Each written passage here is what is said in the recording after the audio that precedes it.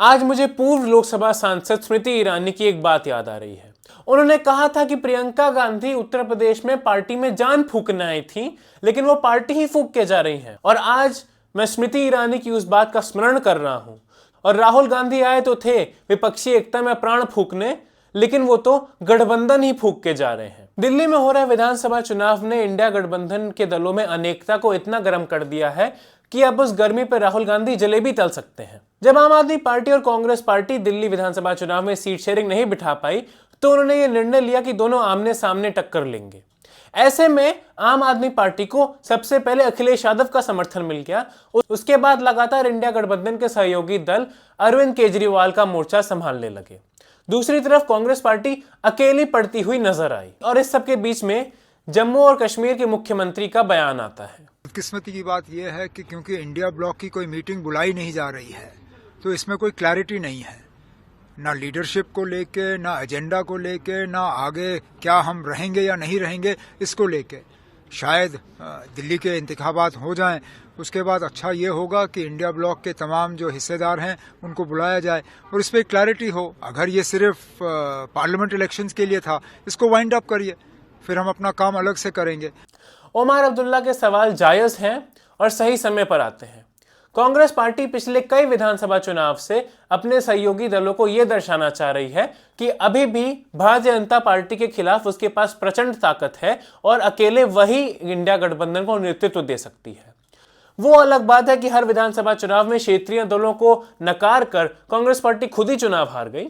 चाहे वो मध्य प्रदेश हो, छत्तीसगढ़ हो, राजस्थान हो, हरियाणा हो या महाराष्ट्र हो या फिर अब दिल्ली की बात हो, कांग्रेस पार्टी का ये रवैया कि विधानसभा चुनाव वो अपने दम पर जीत जाएंगे, उसको सारे चुनाव हरवा चुका है। उसके बाद भी कांग्रेस पार्टी को ये बात समझ में नहीं आई है कि बिना क्षेत्रीय दलों के कांग्रेस पार्टी कुछ भी नहीं है। प्रधानमंत्री मोदी के राजनीतिक जीवन में उनके सामने खड़ा हुआ पहला गठबंधन जिसने उन्हें मात दे दी और उनको बहुमत से दूर कर दिया, वो गठबंधन भी टूटने जा रहा है सिर्फ इसलिए क्योंकि कांग्रेस पार्टी सबसे बड़ा दल होने के बावजूद भी इस गठबंधन की सबसे कमजोर कड़ी साबित हुई है।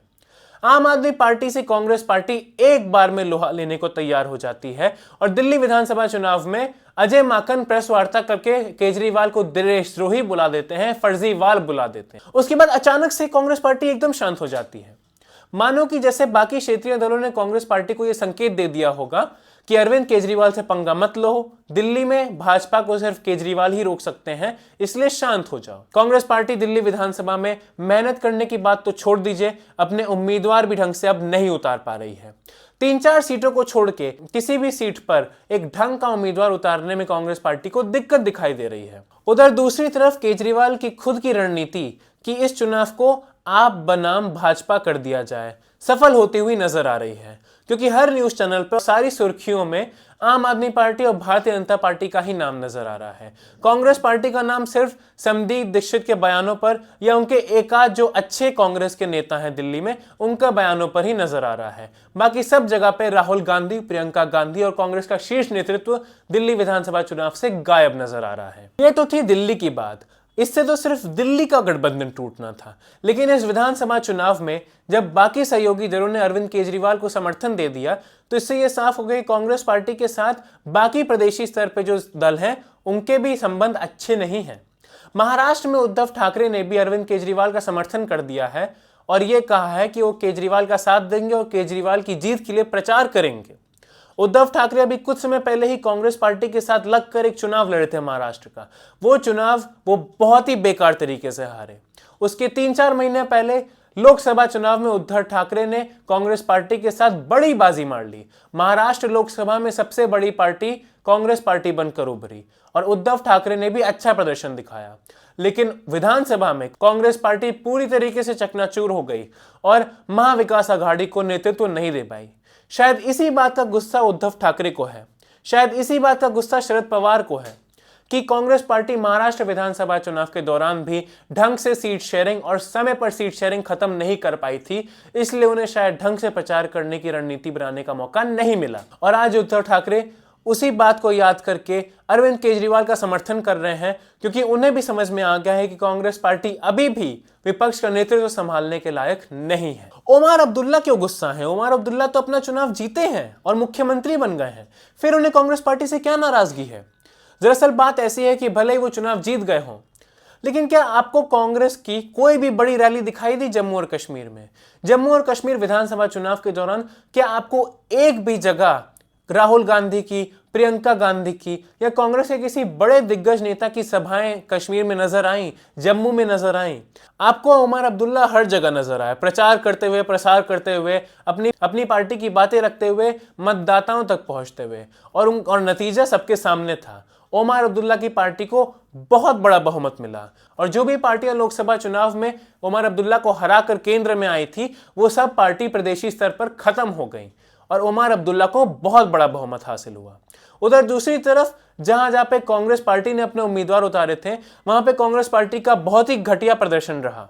ऐसे में उमर अब्दुल्ला को भी गुस्सा है कि कांग्रेस पार्टी ने साथ में चुनाव ढंग से क्यों नहीं लड़ा, कांग्रेस पार्टी ने सब कुछ उनके कंधों पर क्यों छोड़ दिया, राहुल गांधी का नेतृत्व कश्मीर में दिखाई क्यों नहीं पड़ा। जहां तक ममता बनर्जी की बात है, तो ममता बनर्जी की तो कांग्रेस पार्टी के साथ कभी भी अच्छे संबंध थे ही नहीं, और इंडिया गठबंधन के दौरान भी ममता बनर्जी की कई बार बयानबाजी जारी थी। पहले कांग्रेस पार्टी के सांसद अधीर रंजन चौधरी के साथ, जिन्होंने तो ममता बनर्जी के बारे में क्या क्या नहीं बोल दिया था सीट शेयरिंग की बातों के दौरान, और उसके बाद ममता बनर्जी खुद भी कांग्रेस पार्टी पर उंगली उठा के बोला था कि हमें ज्यादा दिक्कत भारतीय जनता पार्टी से नहीं है, हमें तो पश्चिम बंगाल के चुनाव में ज्यादा दिक्कत कांग्रेस पार्टी और कम्युनिस्ट पार्टी ऑफ इंडिया दे रही है।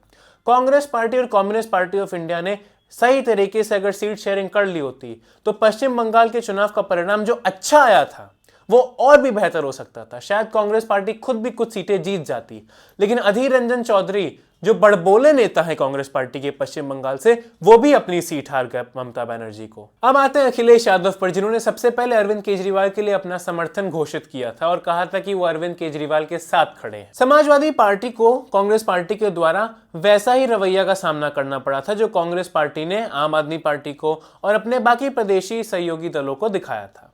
मध्य प्रदेश के चुनाव में अखिलेश यादव ने समाजवादी पार्टी के नेताओं को भेजा था दिग्विजय सिंह से बात करने के लिए, और उसी समय दिग्विजय सिंह से बात करने के बाद और उसी समय मध्य प्रदेश के कांग्रेसी नेता कमलनाथ ने अखिलेश यादव की बेइज्जती करते हुए ये कहा था कि कौन अखिलेश, और उन्होंने गठबंधन करने से मना कर दिया। नतीजे सबके सामने थे।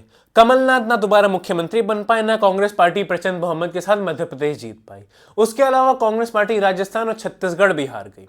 उसके बाद अखिलेश यादव ने बोला था कि शायद अब कांग्रेस पार्टी का थोड़ा घमंड टूटेगा, लेकिन कांग्रेस पार्टी ने उत्तर प्रदेश की लोकसभा सीटों को लेकर भी वही रवैया अपनाया।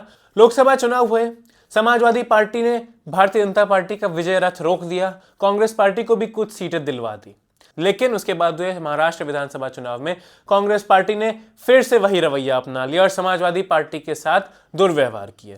और ऐसे में उत्तर प्रदेश में होने वाले उपचुनाव को लेकर अखिलेश यादव ने बात साफ कर दी कि सभी सीटों पर समाजवादी पार्टी का उम्मीदवार लड़ेगा और कांग्रेस पार्टी की हिम्मत भी नहीं होनी चाहिए कि वो एक भी सीट पर अपना उम्मीदवार घोषित करे। और यही हुआ। कांग्रेस पार्टी तुरंत उत्तर प्रदेश के उपचुनाव से भाग खड़ी हुई और ये कह दिया कि हम उत्तर प्रदेश में समाजवादी पार्टी का समर्थन करेंगे और समाजवादी पार्टी का जो भी उम्मीदवार होगा उसके साथ खड़े हो जाएंगे। और अब होने वाले मिल्कीपुर विधानसभा उपचुनाव पे भी कांग्रेस पार्टी ने यही रवैया अपना लिया है। ऐसे में यह बात साफ हो जाती है कि राहुल गांधी चाहे जितनी भी यात्राओं पर निकल जाएं, चाहे जितने रेस्टोरेंट में घुस लें, चाहे जितने वीडियो बना लें यूट्यूब पर, नेतृत्व देने लायक अभी भी उनका दिमाग नहीं बना है। ये बहुत कड़वी बात है, लेकिन एकदम सच्ची बात है। आज प्रधानमंत्री मोदी के खिलाफ सबसे मजबूत विपक्षी गठबंधन टूटने पर आ गया है, और सिर्फ इसलिए क्योंकि कांग्रेस पार्टी सही समय पर सही निर्णय लेने से पीछे हटती है। अगर अरविंद केजरीवाल ये विधानसभा चुनाव बहुमत से जीत जाते हैं तो इस गठबंधन के दो ही भविष्य नजर आ रहे हैं। पहला विकल्प है जहां पे कांग्रेस पार्टी इस गठबंधन का हिस्सा है, लेकिन प्रदेशी स्तर के सभी दल कांग्रेस पार्टी को कोई इज्जत नहीं देते हैं और कांग्रेस पार्टी को इन दलों के हिसाब से ही अपने निर्णय लेने पड़ते हैं चुनाव के दौरान। दूसरा विकल्प यह है कि कांग्रेस पार्टी को छोड़ देते हैं ये सभी दल और एक अलग गठबंधन खड़ा कर देते हैं, जिसे थर्ड फ्रंट कह सकते हैं। ये थर्ड फ्रंट भारतीय राजनीति में हमेशा एक बड़ा हिस्सा बनकर रहा है। राजीव गांधी की मौत के बाद कांग्रेस पार्टी के भीतर और पूरे देश की राजनीति के भीतर राष्ट्रीय स्तर पे जो एक गैप आया था एक बड़े नेता का, वो गैप इस थर्ड फ्रंट की मदद से ही भरा गया था।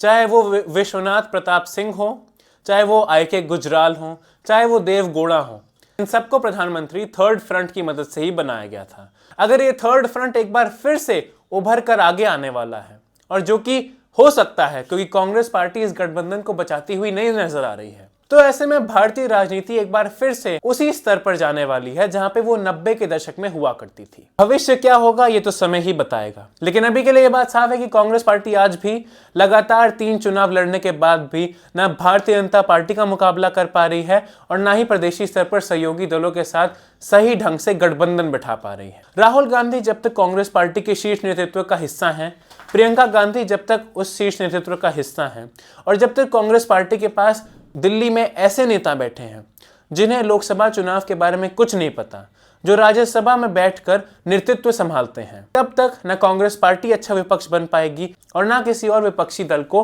भारतीय जनता पार्टी के खिलाफ सही ढंग से लड़ने में मदद कर पाएगी।